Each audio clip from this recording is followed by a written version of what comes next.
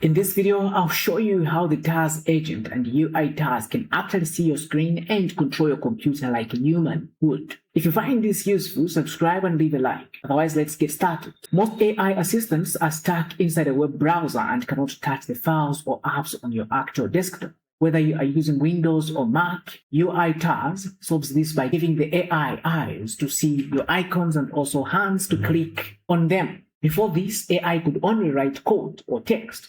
It couldn't actually open Excel or format a table for you. Now, this system uses a vision mode to recognize buttons, menus, and also sliders across any piece of software. It works by predicting exactly where to move the mouse based on what it sees on the screen. If you use old business tools that don't have fancy AI features, this means you can finally automate them using simple English instructions.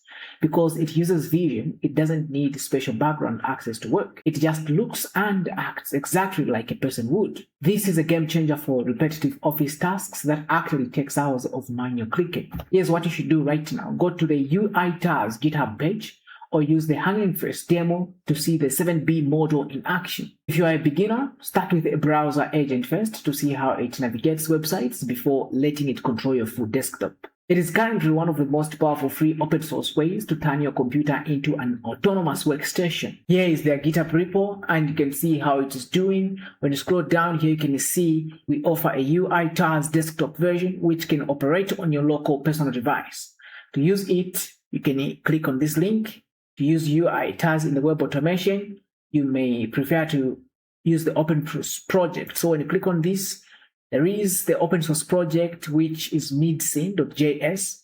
When you click on it, it will take you to this page where you learn more about it. An AI-powered vision-driven UI automation for every platform. It is really powerful. A lot of things are happening in the AI world and you need to be aware of all these things. So if you found this video useful and you like more of such videos, please leave a like and subscribe for more videos like this. And see you in the next one. Bye.